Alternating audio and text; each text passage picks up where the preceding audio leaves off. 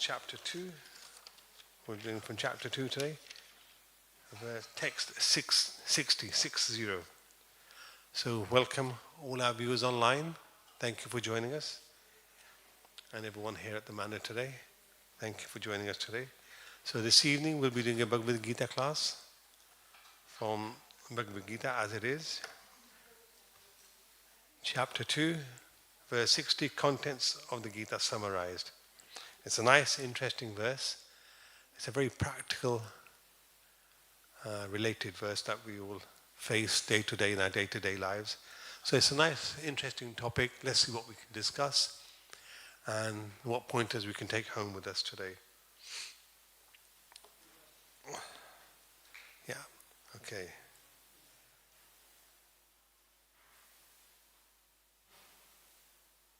So the verse goes like this. Yatato hi api kaunteya. Yatato hi api kaunteya. Purushasya vipakshita. Indriyani paramathani. Indriyani paramathani haranti prasabho manaha. Haranti prasabham manasaha. Yatoti api kaunteya purushasya vipakshati. Indriyani paramathani haranti prabhasyam manaha. It's a So when we break down the verse itself, it's as follows. Yatata, while endeavoring, he, certainly, api, in spite of, Kaunteya, O son of Kunti, Purushasya, a lot of men, Vipashita, full of discriminating knowledge, Indriyani, the senses, Paramathini, agitating, Haranti, throw, Prasabam, by force, Manha, the mind. The verse translated by His Divine Grace A.C. Bhaktivedanta Swami Srila Prabhupada is like this. The senses are so strong and impetuous, O Arjuna, that they forcibly carry away the mind even of a man of discrimination who is endeavoring to control them.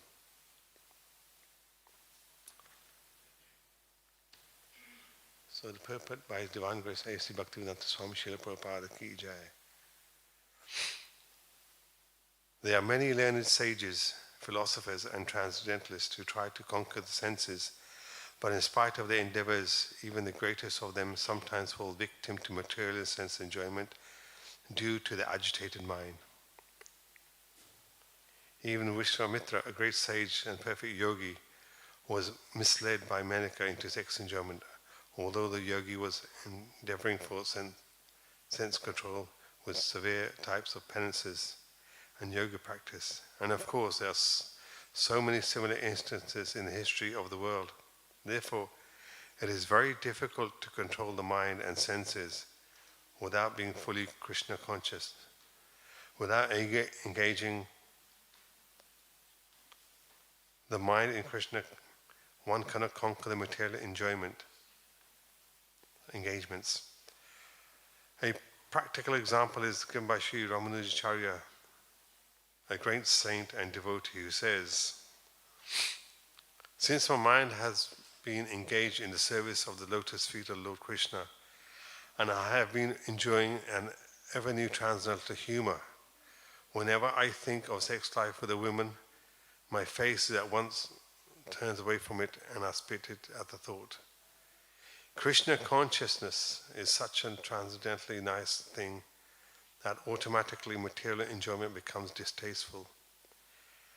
As it is, as if the hungry man has satisfied his hunger by sufficient quantity of nutritious eatables. Maharaj Amrisha also conquered the great yogi, the Vasa Muni, simply because his mind was engaged in Krishna consciousness.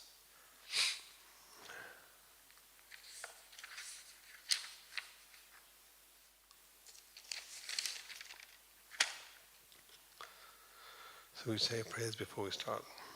Om Jnanatimrindasya Jnananjala Shalakaya Chakshurunmilitam Yena Tasmai Sri Guruve Namaha Sri Chaitanya Manobhistam Stapatam Yena Bhutle Swayam Rupam Kadamayam Dadati Swapadantikam Vandeham Sri Guru Sri Yuta Padakamalam Sri Guru Vaishnavamscha Sri Rupam Sagrajatam Sagana Raghunatham Vitam Tam Sajivam Sadavaitam Savadutam Paritana Chaitanya Krishna Chaitanya Devam Sri Radha Krishna Padam Sagana Lalita Sri Vishakhamscha He Krishna Karuna Sindhu Dinabandhu Jagarpate Gopesha Gopika Kanta Radhakanta Namastate Taptaka Changaurangi Radhe Vrindavanishwari Vrishmanu State Devi Pramami Hari Priye Vanchakalpadrubhaschai Kripa Sindhu Vesha Patitana Pavanebhyo Vaishnavebhyo Namo Namaha Jai Sri Krishna Chaitanya Prabhu Nityananda Sri Dvaita Gadadhar Shivasade Gaur Bhakta Vrinda Ki Jai Hare Krishna Krishna Krishna Hare Hare Hare Ram Ram Ram Hare Hare.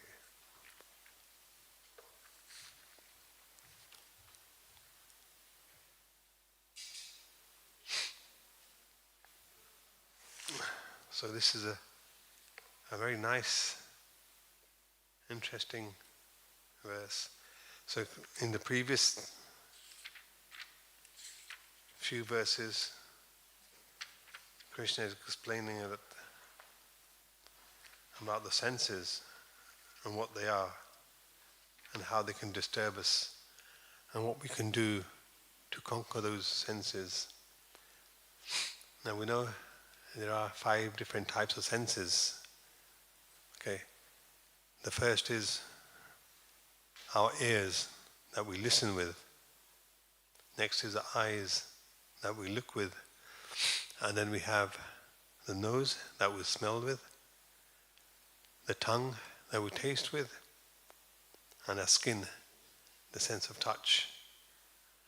Now you might be thinking, how difficult can it be to control these 5 senses? But in one essence, if you think of it, they are very difficult to control, because our ears are constantly hearing things. Every minute of the day, something is being said. We're listening to something, some instructions from someone. Like if you're in the car, you're listening to sat-nav, or you could be listening to a radio. So our senses can get distracted very easily. So the ears, they play their part. And then you have your eyes. Your eyes are looking everywhere, in all directions. Your awareness around you. And then you see what's in front, what's behind. You can see either side of you. So eyes are very important. And observational skills. Sometimes when they say observational, how observant are you?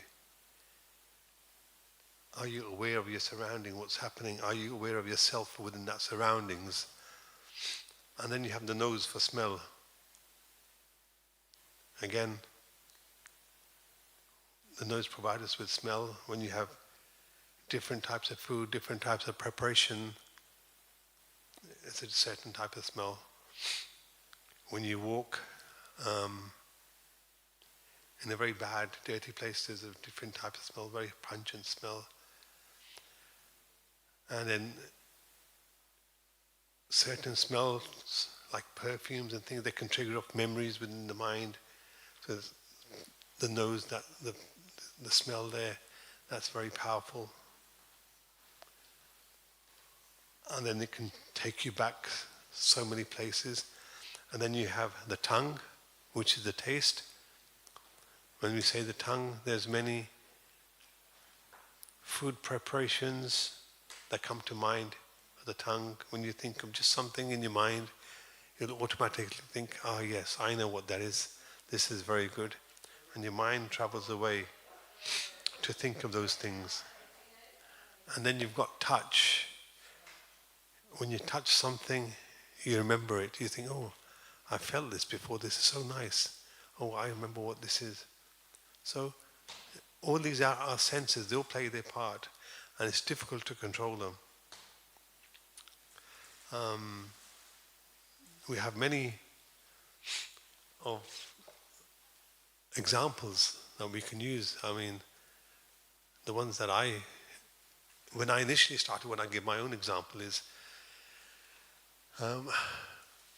like when we take initiation from a Guru Maharaj, and we have to follow the 4 regulatory principles, like no meat eating, no gambling, no illicit sex, and no intoxication. And along with intoxication comes the idea of tea and coffee. And we think, how hard can it be for one to give up tea and coffee? But trust me, it's hard. If you've been drinking tea like 15, 20 years, and then you feel like giving up tea, it's difficult. It's not an easy job to do. Your mind is constantly hankering for tea. So many years back, we went on a retreat to Buckland Hall many years ago, and obviously it was like only a few day event, but we went to the retreat, and they said to us, okay, because you're a tea addict, you're drinking tea, and they said, okay, you know what, there'll be no tea served today, and you're thinking to yourself, well, how hard can it be if I just miss out drinking tea for a day, I mean, I can cope without drinking tea for one day, and let's see how it goes. But as it happens, there was no tea or coffee. It's like herbal teas. So because your senses are so addicted to those particular type of flavors, your tongue has acquired that taste of tea, automatically your desires are so strong that you want that tea. So in the morning when you're having your breakfast, we had our breakfast, we thought nothing of it. You've had you haven't had one cup of tea, doesn't matter. How hard can it be? Like 8 o'clock in the morning, rolled on 10 o'clock, you're thinking, well, you know what, I'll just have another herbal tea. That will control my senses. And then you think, okay, no problem. Now it's come to midday. Okay, how hard can it be? I'll have other things to drink, like fruit juices and plain water and another herbal tea maybe. That could quench my taste for that desire to have tea. So midday goes by, so you still haven't had a cup of tea. But throughout this whole process, it comes along, you come to a point where you think, right, this is the evening, afternoon, you need your cup of tea. If you're a regular tea drinker, you have that desire in you to have that tea, and when you don't get that, you feel, oh my God, something's happening, I'm really missing something. You start to get those withdrawal symptoms. And not only withdrawal symptoms, along with those withdrawal symptoms, because you're having tea, you end up having headaches. So I ended up having a headache, like, gosh, really, I'm missing this. So this is just one aspect of how our senses are so strong, and how can we bring them under control? Because once a simple thing like tea, trying to control your intake of tea, right, is difficult enough as it is when you have so many other choices of drink. But just that one aspect, it just highlights the fact that our senses are so strong, so powerful. We cannot sort of get away from it. And the other thing is, like, we recently had Nirjala Ekadashi, where on that particular day you don't have anything to eat or drink. For normally, it's if you've been keeping Ekadashis throughout the whole year on a regular basis, every fortnight, every 11 days, it's the whole idea that you keep these Ekadashis, which are scientifically proven to benefit you. But if for any unknown reason that you're unable to keep those 2 Ekadashis that we have every month, then it's a good opportunity to have that, do that one Nirjala Ekadashi, which in fact covers all the other 24 Ekadashis. It's not to say that forgive all those 24 and just do this one and you're covered. No, that's not the idea. The idea is to build up a regular habit where twice a month you're keeping this Ekadashi. It's what happens with that Ekadashi is like you are not taking any grains. So your body from inside, all the toxins and everything, because you're not taking any kind of grains, you're just focusing on not having any grains. So you're just having basically fruits, milks, things which are good for you. So internally it detoxifies you. All your toxins are taken away out of the body. So in a similar way, Nirjala Ekadashi comes along. On that day you have nothing, like no food. And Nirjala actually means Nir and Jal. Jal means water, so without any water. So you're basically fasting throughout the whole day without anything. And your body needs, it's a very natural process. Your body needs that. You know, like even sometimes when we feel overworked, what happens when we're feeling, you constantly work. Every day you're working. You think one day I just need a rest from everything. So in a similar manner, our body says, you're constantly feeding me so many things, you know, and I need to take a break from it. So it needs a break from everything. So in a similar way, that's how Nirjala Ekadashi. What we're trying to do is control our senses. We see so many preparations, so many food objects. What we're trying to do is concentrate our senses and our mind, saying, look, just for one day, this one day, I want to control my senses and control my mind. I want to be in control. Rather than Shri Shri Radha Gokulananda Bhagwan Ji ki, Sita Ram Lakshman Hanuman ki, Shri Shri Gaur Nitai ki jai, Srila Prabhupada ki jai. So just for that one day, we want to control our mind and our senses, thinking, you know what, I'm able to control. I won't let my mind and my senses rule over me. Just for one day, if I can do this, it just shows you how strong you are in yourself if you can try and do this. So when we do Nirjala Ekadashi, it's a good process. It's a very good calming, controlling purpose that we're doing it for. So, like in this verse, we're saying the senses are so strong and impetuous, O Arjuna, that they forcefully carry away the mind even of a man of discrimination who is endeavoring to control them. We are always trying to control our mind and senses. Our senses lead us astray so much. It's so difficult. You know,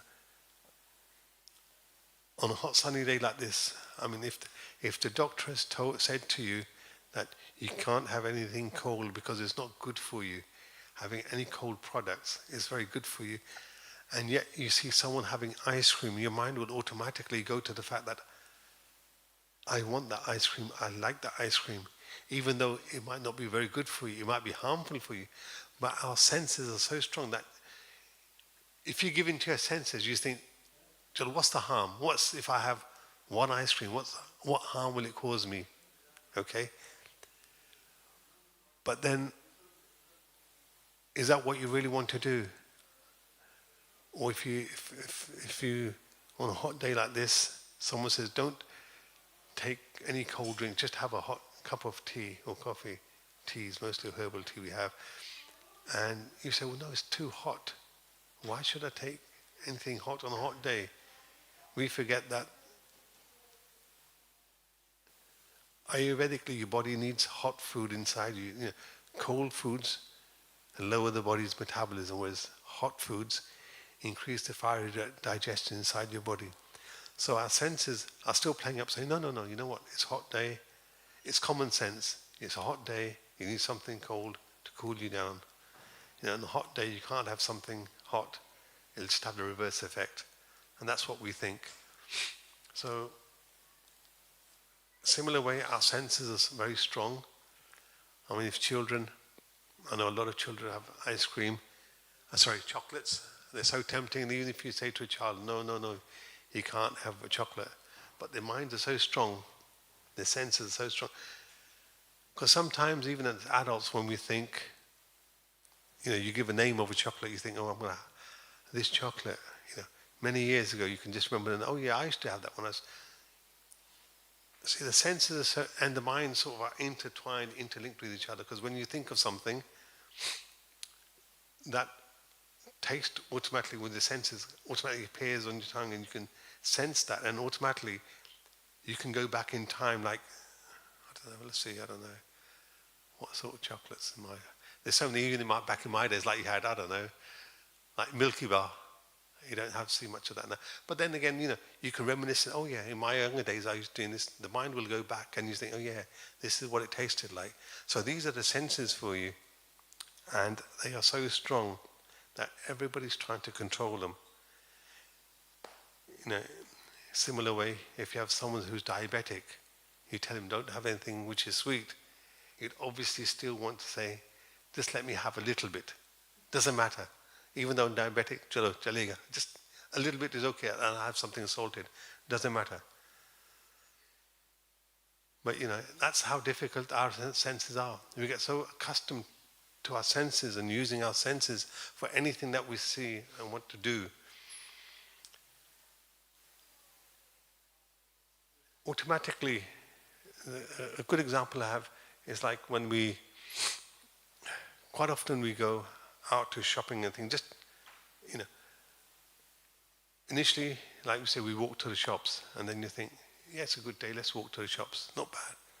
And then you think, you can walk along, not a problem. But then if you think, so you know what, you use your senses, you think, if I had a bicycle, it'd be even quicker for me. So your senses will think, yeah, a bicycle is good. Why do you want to struggle in the heat? Use a bicycle. Two things. You can have exercise, and it'll keep you cool as well. Then you have a bicycle. And then you think, well, why should I have a bicycle? I've got strenuous exercise. Why don't I just get a car instead? Then you get a car. And what's the good with the car? Again, you think, I can go from point A to point B a lot quicker. I can listen to music in the car or whatever, and I can put the AC on. Again, it's all for your senses. Like, you want to control, your senses are in control rather than you yourself are being in control. So you think, I'll go in the car, it's got nice AC, I can go from point A to point B. Mentally we think we can go from point A to point B within 10 minutes. But actually when we start driving, it's more like from here to point B, it's like 45 minutes sometimes. It's never 10 minutes. So our senses are so strong, so we're trying to bring these senses back. So what are we trying to do? We're trying to control our senses. And how do we control our senses? Just as in the verse here, our senses are so difficult to control. Like in the example here that Srila Prabhupada gives. Even such strong people, they find it difficult. Srila Prabhupada gives the example of Vishwamitra, a great sage, a perfect yogi. Even he found it difficult to control his senses. And where do we stand? We're sort of, if it's on a scale of 1 to 10, Vishwamitra is sort of on the scale of 10, we're probably on the scale of 1 or 2. So for us, our senses are difficult to control. Srila Prabhupada also says that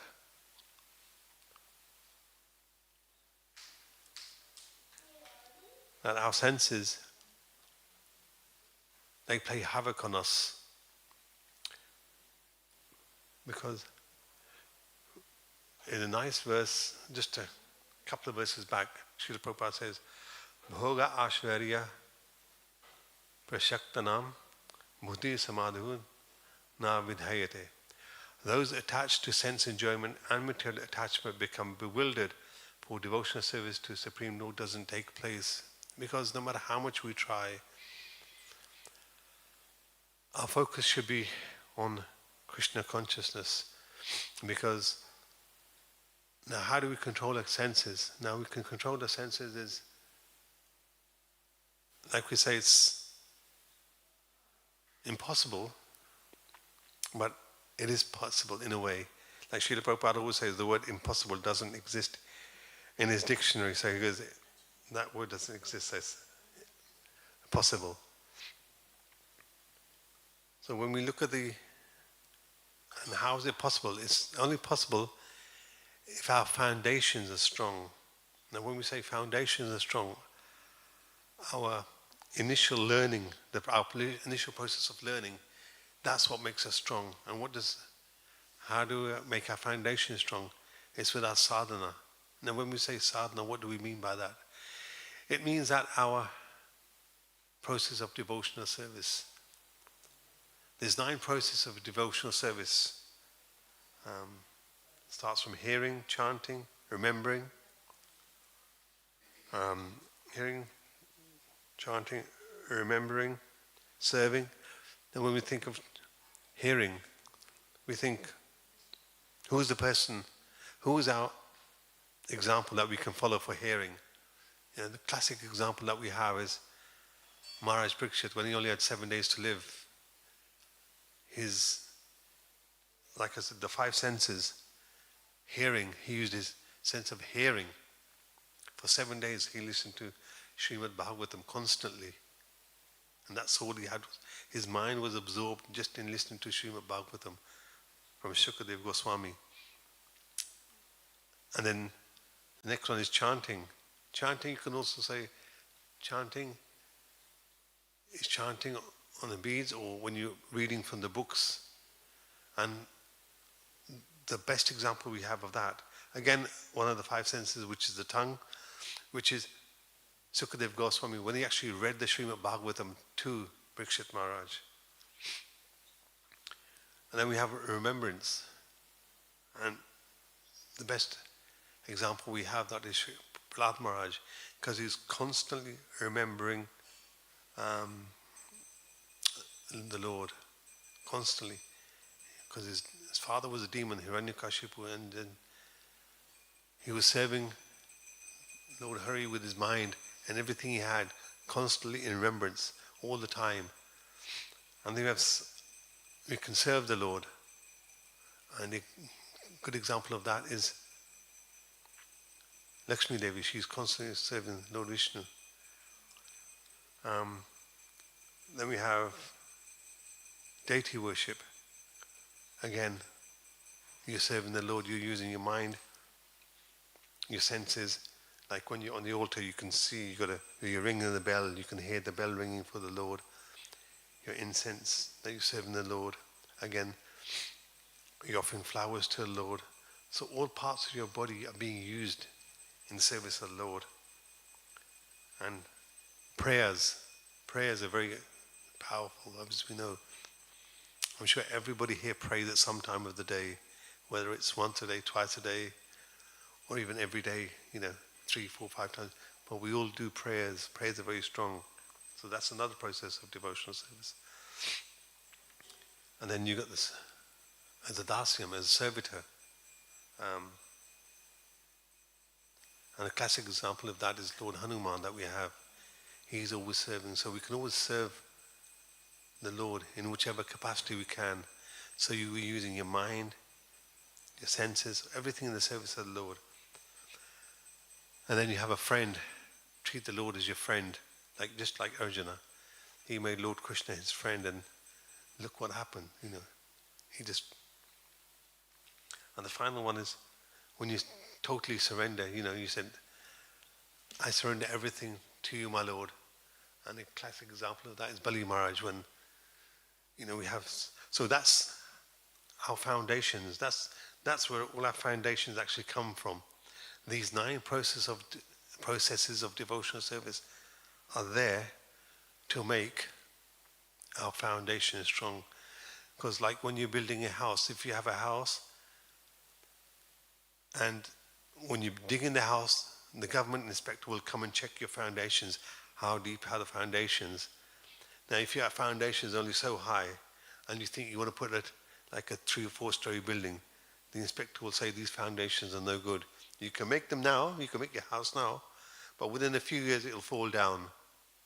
So in a similar way, if our foundations are not strong enough, any spiritual activity, any spirituality that we're doing will eventually fall down. So what we need to do is follow these 9 processes of devotional service and make sure our foundations are strong, just like the building. So this deep, within us, they're ingrained within us, that we have to do these processes no matter what happens, any time of the day, 365 days of the year. Doesn't matter. Sometimes people will look at you funny. They say, oh God, this guy's crazy, he does this and he does that. But no, everyone is individual and unique. It's for your own personal development. These foundations are for yourself, for you, for your devotional service, to gradually build up your spirituality. Because whatever process of devotional service I do, no one's going to take it away from me. I can't say, oh yeah, you know what, this is how much I've done today. You know what, I'll give you my share of that. It doesn't work that way. It's individual to each individual person. So once you have that strong foundation of devotional service, your faith will automatically develop. Once your faith develops, nobody can take that away from you. Your faith can't be shaken. Just like sometimes you see these buildings, when you have an earthquake, everything happens, but some of these buildings stay upright, stay strong. You might see a few linear cracks in it, but the building is still intact. So in a similar way, our faith and our foundations will stay strong. Some days you might have where you feel, oh God, this is not going right. Oh, this is not, I can't understand this. But you know what? If everything was plain sailing, everything was smooth, we wouldn't think of, oh, what's our spirituality? What's our spiritual service? Because we're thinking, you know what? Everything's going hunky-dory, so I can just ease off a little bit. And once your foundations are strong, irrespective of what happens, when you in the initial stance and later on in life, you become more and more strong and stable. And when you have a look at the classic example that comes to my mind is Ajmila. He was a Brahmin, he was a priest. His foundations were strong that he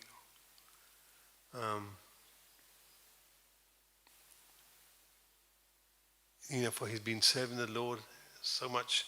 He's a Brahmin, he's doing all the things that he should do. But even him, such an exalted person, what happened to him? His senses took over. He went into the forest one day, and then he saw this prostitute kissing this other person, and his senses, his mind completely went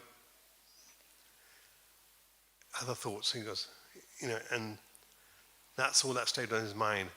Now, even for someone like him, the senses are so strong. It takes you away from whatever devotional service he is doing. He got attracted to the prostitute, and he left his own wife, and he went with this prostitute, stayed with her, and they had a child with that prostitute. And the only saving grace for him was that he named his son Narayan. And when the ultimate time came for him to give up his body, he started saying, Narayan, Narayan, where are you? Narayan, come here. And obviously the Yamadutas, when they came to snatch him from his body, when Ajmila was shouting these names out, and the Vishnu Dutas came, they came along and they said, oh, hold on, he's shouting the name of Lord Narayan, so we must take him. But the Yamaduta says, well, you know what, he's been so horrible, he's done so many wrong things, but we need to take him. But the Vishnu Duta said, he still said the name of Lord Narayan, so we have to take him. So initially now you can see where that strong faith comes in. Initially he's been brought up as a brahmachari, as a priest, so he knew all the rules and regulations of what he had to do. And for saving grace for him, this is how merciful Krishna can be, that he named his son Narayan. And when the final moment came, the Vishnu Dutas came to pick up the Lord. So we need to have two activities that are very important for us. The two A's, as we call it. So how do we control our senses? The two A's. First is activity. We need some sort of activity that we can keep our mind absorbed. So many deity worship, as they do on the altar here. You can do that at home as well. If you can offer the Lord anything that you have, leaf, flower, water, any food, fruits, anything that you can do. Any other activities? Yeah, make garlands for the Lord, singing, cooking. They're all activities of your Lord, where they control your mind and your senses. Because when you're cooking, your mind is thinking in the senses, I'm cooking for Krishna. If you're doing deity worship, you say, I'm worshipping Krishna. If you're making flowers, you say, I would like to make these flower garlands for Lord Krishna. So your senses are constantly in that mode, that you're constantly engaged, your senses in that absorption. The second day is absorption. We should be absorbed in whatever we're doing. Like, if you're doing deity worship, your mind should be absorbed that I am doing service to the Lord. It's not like you're thinking, I'm doing service to the Lord, and you're thinking, when's this going to end? I've got this distance to do. It doesn't work that way. You're not fully absorbed in serving the Lord.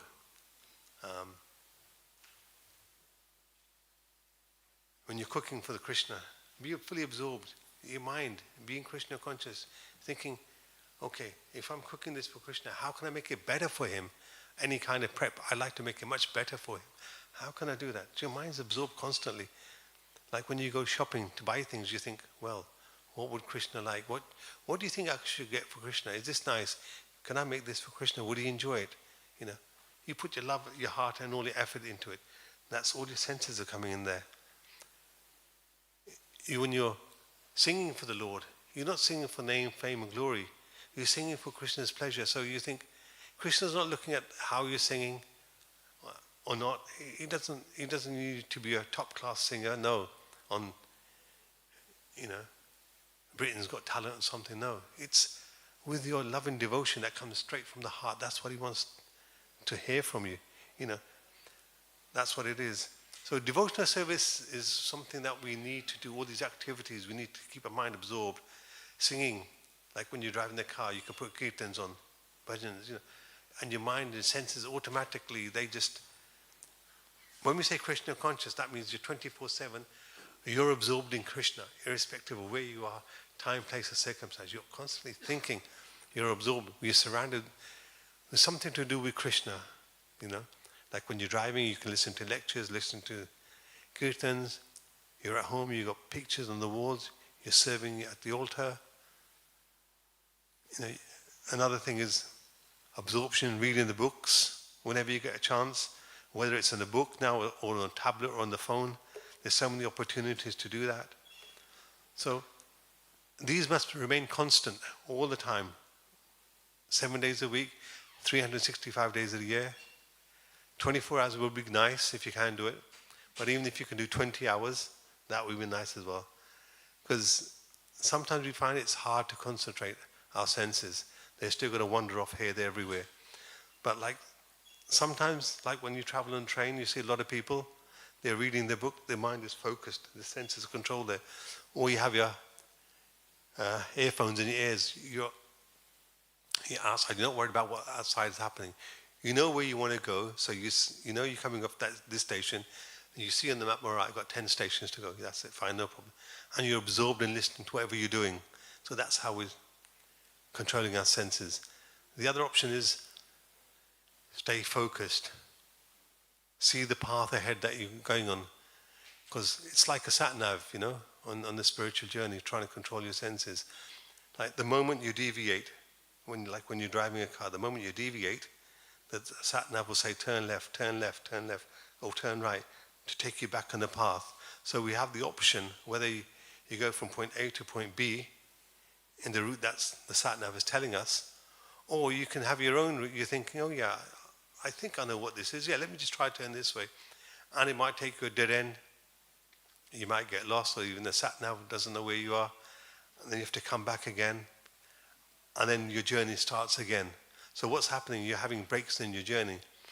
It's like every day when we drive in cars now. I'm sure a lot of people drive cars, yeah? Once we start driving, initially it's a slow start.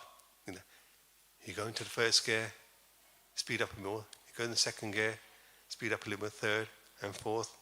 And like when you hit the motorway, you think, you know what, this is nice now. I'm cruising along at 60, 70 miles an hour, no problem. And you think of yourself, you know what, I can do this. You know, it's how hard can it be? Same with that spiritual journey. You're thinking, how hard can it be? I'm following the 4 regulatory principles. I'm doing my chanting. I'm doing my book reading. And I'm doing my service. How hard can it get? You know, but it can get. If you take your eyes off the road, it can get. If you become complacent, it can get hard. What will happen if you're driving the car on the road and you're thinking, yeah, I'm just easing along, and you take your foot off the accelerator, the car's not going to stop straight away. So it'll carry on going. So, you know, supposing you're going 70 miles an hour, you carry on going. After a while, it drops down to 40, goes down to 30, 20, 10. Then all of a sudden, you just have a sudden jerk and it stops. And that's when it hits you. Oh, what have I done? Why did I take my foot off the accelerator? So in a similar way, our spiritual journey and our senses are so strong, we have to stop them from there. So in a similar way, our spiritual journey, that's why we constantly need to be focused on what we're doing and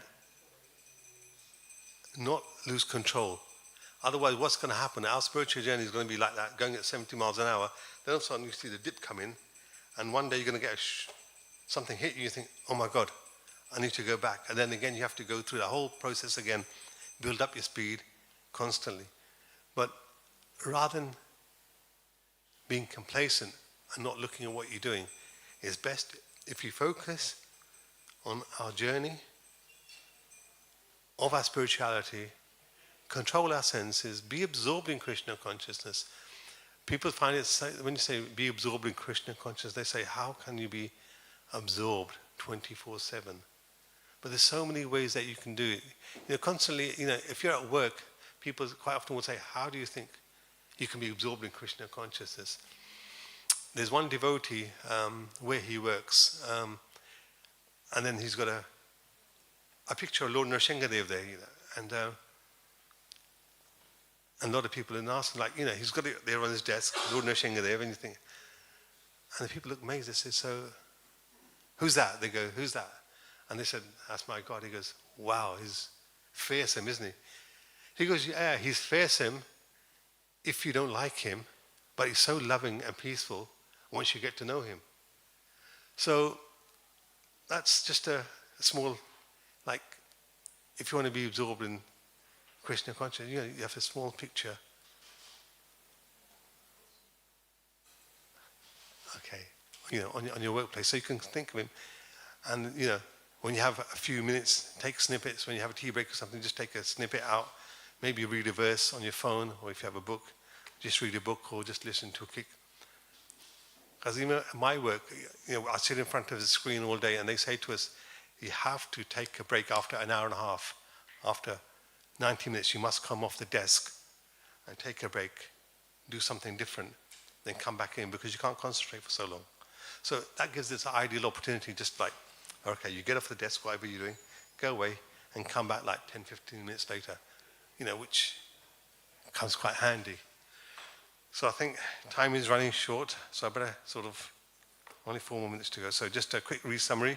So as it says, our senses are so strong, we need to control them. They're hard to control. Even for the most learned sages, they are difficult to control. But the only way we can control our senses is through devotional service. Follow any of the 4 processes of devotional service. Any of the 9 processes of devotional service. And then we can control our senses. And the easiest way to control one of our senses, which is the tongue, is to take Krishna Prasad. When your eyes, you look at Krishna, Srila Prabhupada, and all the acharyas. Use your ears for listening. Okay? You can use your nose for smelling, like at the altar, when they offer the flowers to the Lord, we bring them out. You should smell the flowers, how good they are, you know. And then you've got a tongue, which is take Krishna Prasadam. So these are all the different ways that we can control our senses. Because otherwise, if we don't control our senses, we'll all become nonsense. So we need to have our senses under control. So I think if I end it there, I think the arati will start in literally about 2 minutes the curtains will open. So does anyone have any questions or anything, comments or anything?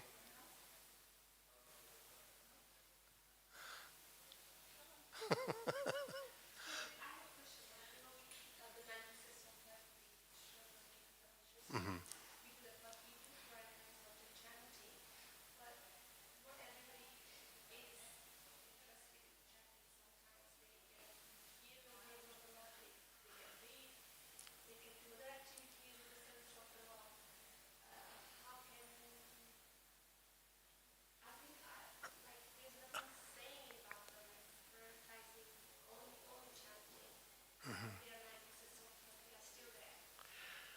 So there's no one higher than the other. That's what I'm no, there's nothing higher than the other. But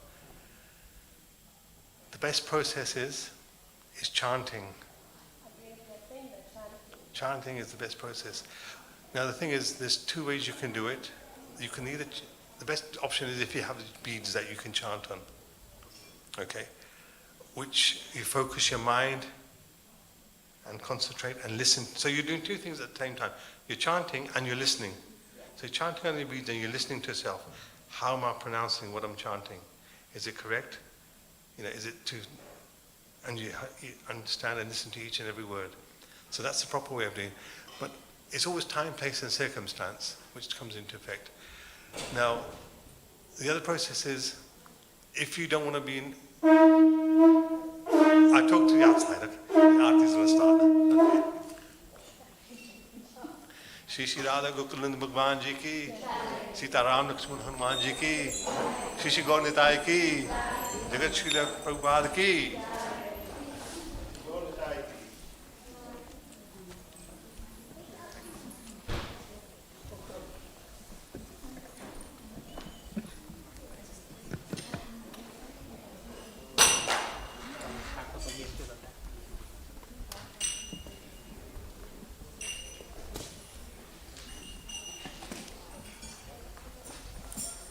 Jayo Jayo Gaura Chande Aroti Goshoba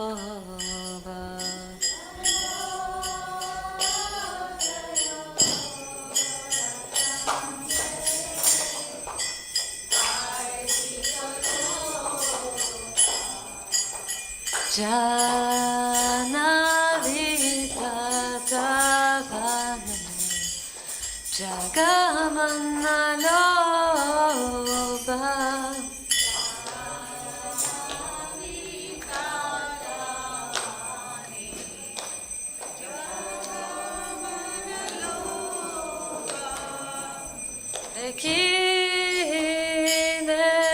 Ekidenitai Chan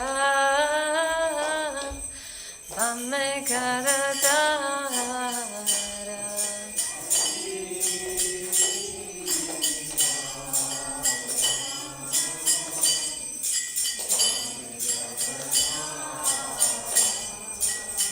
Nikate Advaita Srivine Vasa Chatradara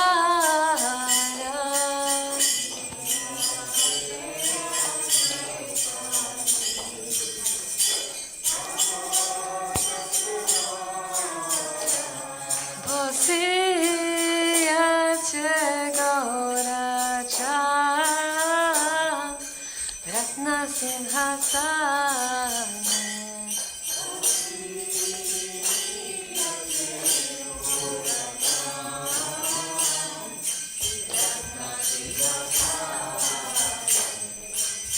Aroti Korena Brahman Adideva Gane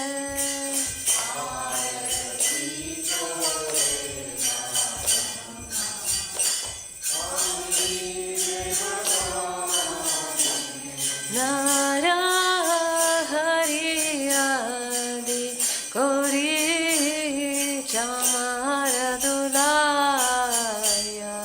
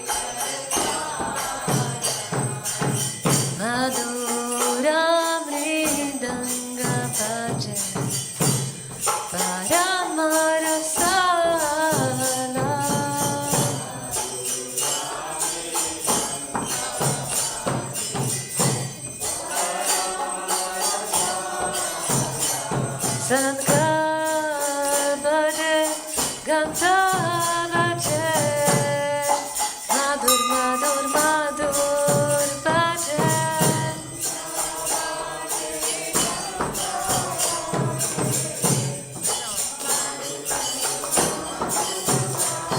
Sanka bhaje Ganta bhaje Madur madur madur bhaje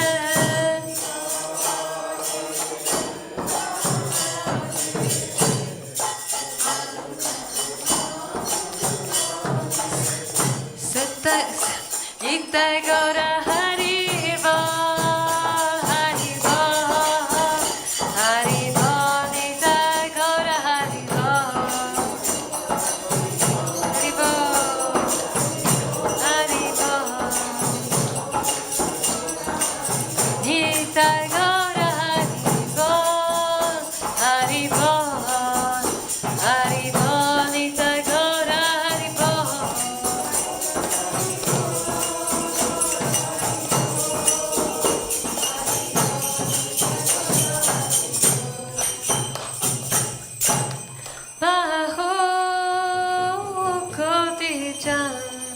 Rajini Vadana Ujvala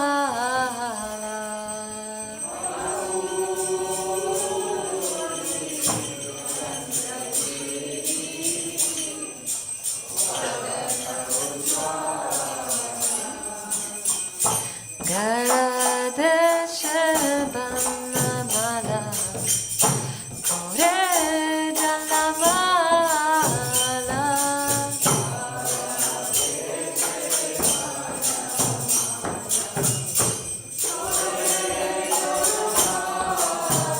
Shiva Sukha Narada Preme Gazagada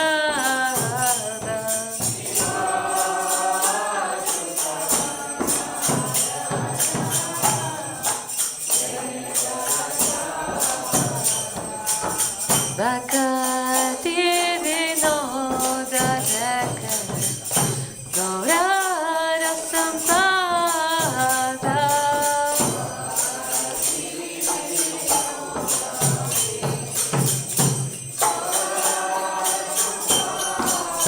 Hiva Jaya Jaya Gaura Chandera Rutika Shama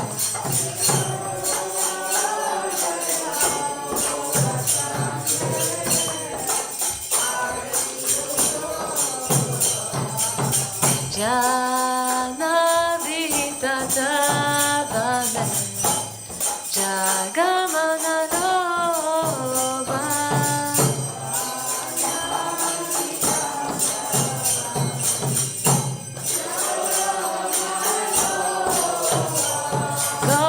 Gauranga Arotik Shobha Jagajana Manaloba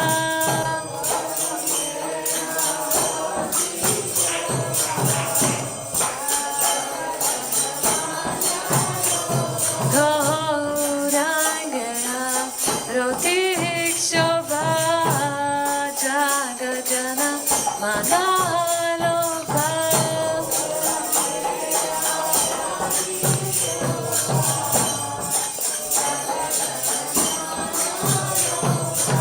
Nitai Gaura Hari Bol, Hari Bol, Hari Bol, Nitai Gaura Hari Bol.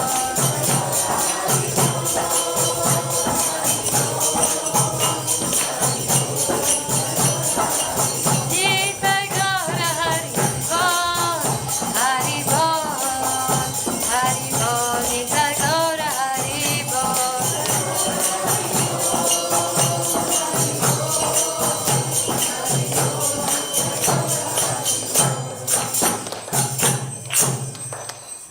Namo Vishnupadaya Krishna Prashtaya Bhutale Shrimate Bhakti Vedanta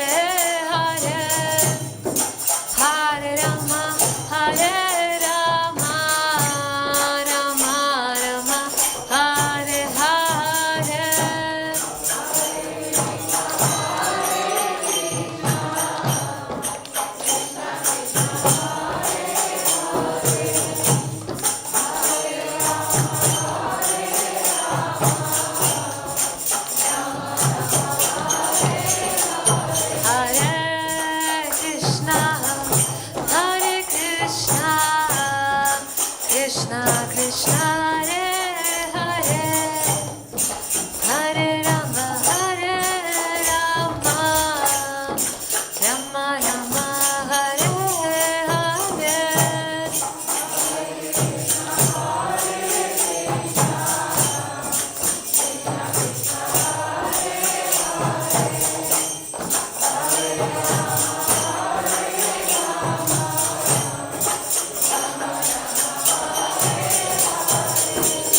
Hare Krishna Hare Krishna Krishna Hare Hare Hare Rama Hare Rama Rama Rama Hare Hare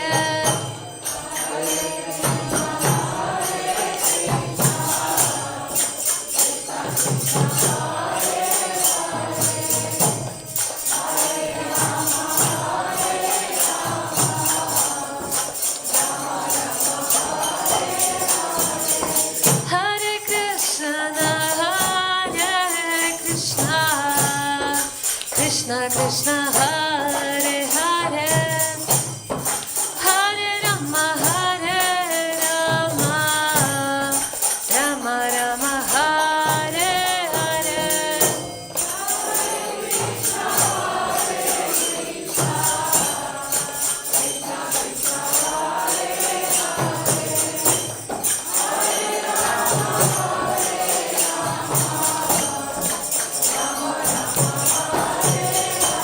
Hare Krishna, Hare Krishna, Krishna Krishna, Hare Hare, Hare Rama, Hare Rama, Rama Rama, Hare Hare.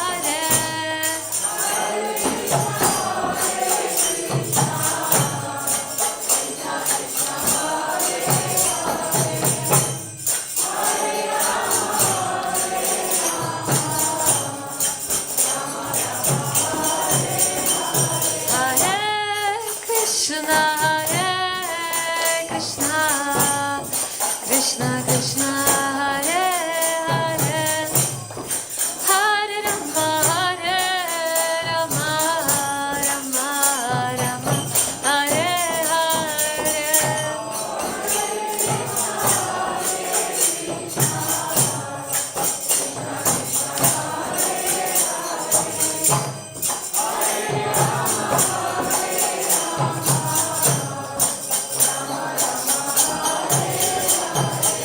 Hare Krishna, Krishna Krishna, Hare Hare, Hare Ram, Ram Ram, Hare Hare.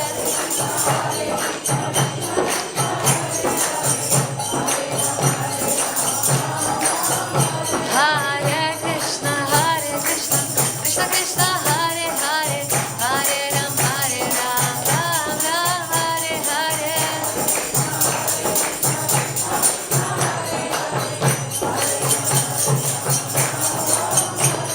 Hare Krishna, Krishna Krishna, Hare Hare, Hare Rama, Rama Rama, Hare Hare.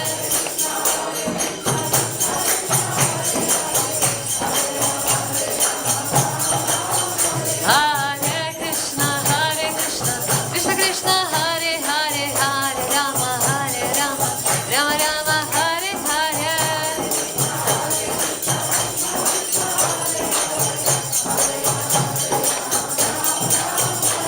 Hare Krishna, Krishna Krishna, Hare Hare, Hare Rama, Rama Rama, Hare Hare.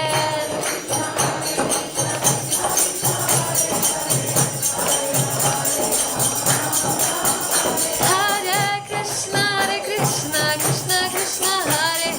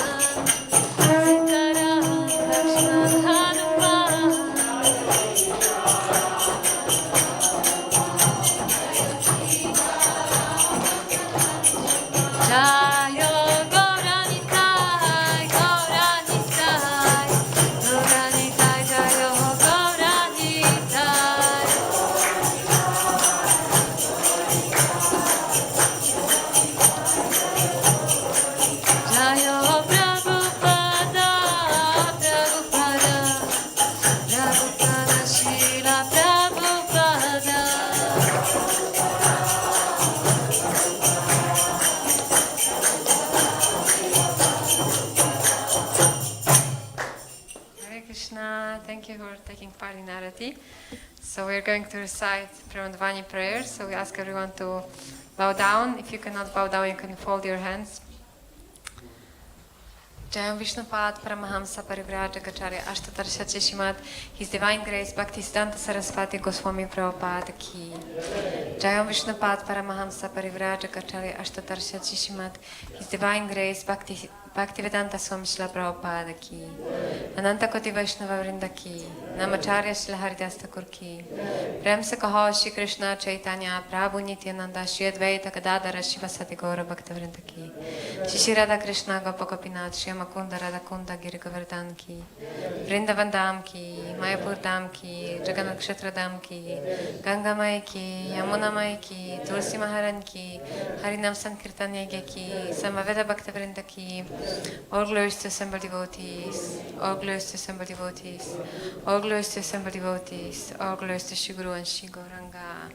All glories to Shri Prabhupada. So we're going to recite now, sing Narasimha the prayer. So we ask everyone to sit down, please.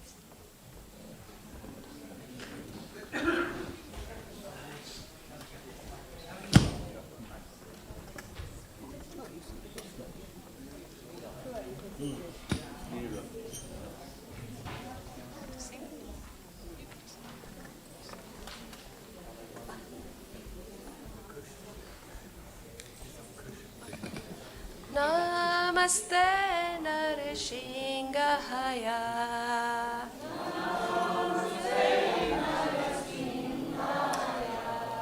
Namaste Narasingahaya.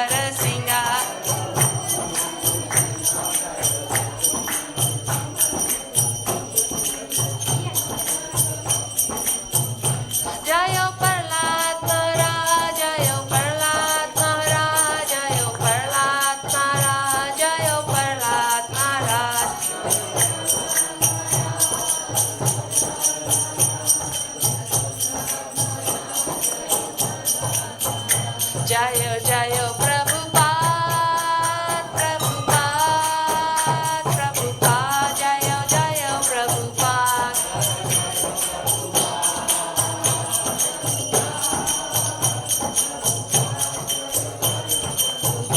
Nitai Gora Hari Bol, Hari Bol, Hari Bol, Nitai Gora Hari Bol.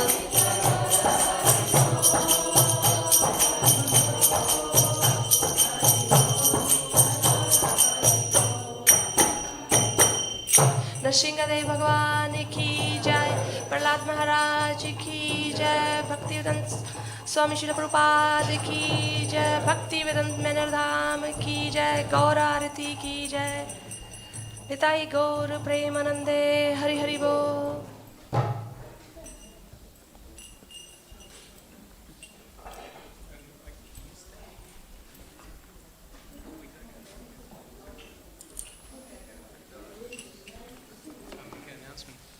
Hare Krishna. Thank you everyone for coming for Gaurarati. So there's going to be prasad served in the main reception area. And for those of you who could stay back or can stay back, we're going to be doing a little bit of kirtan for about 45 minutes or so until probably about 8:15.